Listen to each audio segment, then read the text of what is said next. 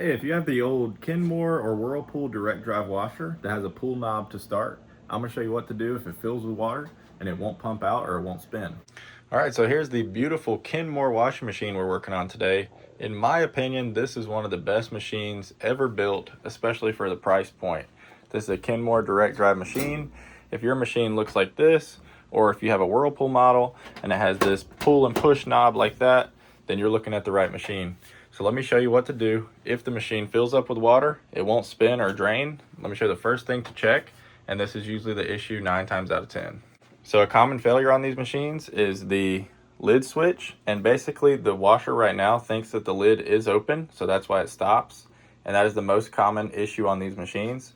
I'm going to show you how to simply bypass that, and the only difference in replacing it and bypassing it is that when you open the lid, it will continue running. So that's something I would watch out for if you have kids or something like that.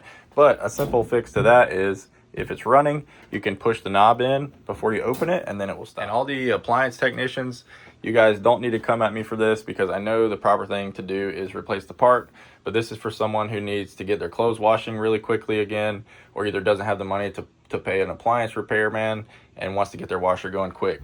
So this is, if that's your situation, you know, this is for you, and this is no problem at all doing this. I would just be a little bit cautious of if you do open the lid, the washer will continue to wash or spin. So on this specific machine, the first thing we're going to do is we're going to pull off these corner tabs. If they're not as easy to pull off like that, you can get a screwdriver and get behind it and kind of pop it up like a flathead screwdriver. But sometimes they pop off nice and easy. And on the Kenmore, you're going to have 2 screws, Phillips heads, one here and one here. On certain models, you will have screws in the back. You might have like one straight down here and straight down on the other side. But on this model, those screws are hidden under those plates in the front. And these are going to be the basic tools we need for this repair. We got a Phillips head. You can use a screwdriver or a drill with a bit. We have a wire nut, and we have a pair of wire splicers. So that's all you're going to really need. And now we're going to go ahead and take this panel up. So now we're going to simply pull this control panel up, just like this. And then we're gonna just pull it back, just like that. What we're gonna look for is this right here. You got usually like a tannish color wire, gray, and a ground wire, and that's gonna be your lid switch. Sometimes it's here, sometimes it could be down here on the machine. It's in a few different places, but if you see these 3 wires on a plug, that's what you're looking for. So first we're gonna simply cut these 2 wires, the tan and the gray, and we're gonna leave the green one there. And then we're going to connect these 2 wires together. And remember, though, before you actually check this, the main cause of this is when you pull the knob out and it will not continue the cycle, it will not drain, and it will not pump. If you pull this knob out and you hear a humming noise, most likely you have something stuck in your pump. But if you pull this out and you have nothing at all, just make sure you have power. If you have good power and you still hear nothing, that's when it's time to go ahead and check that lid switch. So we're going to take these and we're going to simply cut these 2 wires. Make sure your machine is unplugged before you do this. Now we're going to simply snip these 2 wires.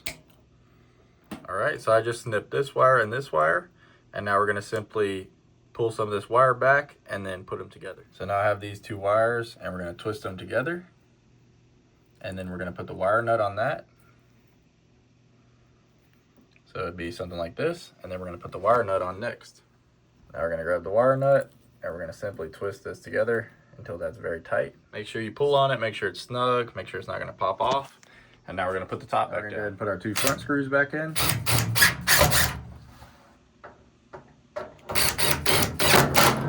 And then we're going to put our end caps back on.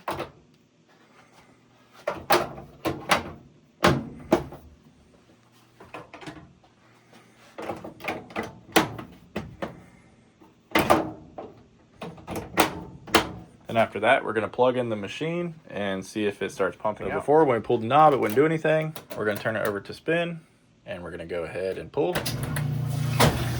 Now the machine is going to pump and spin. Now, like I said before, when you open it, it still will be running. So what you can always do, if you need to get in it, just turn that off and then open it, and then the machine's going to stop. And just be a little careful with that.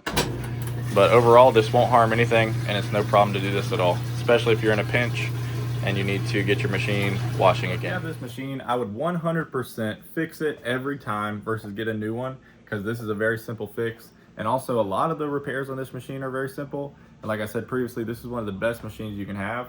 So if you do have it, even if it looks a little old, looks a little raggedy, it's probably gonna be the machine that outlasts anything else you could buy. So if you have any questions or anything, leave a comment down below, and y'all have a good one.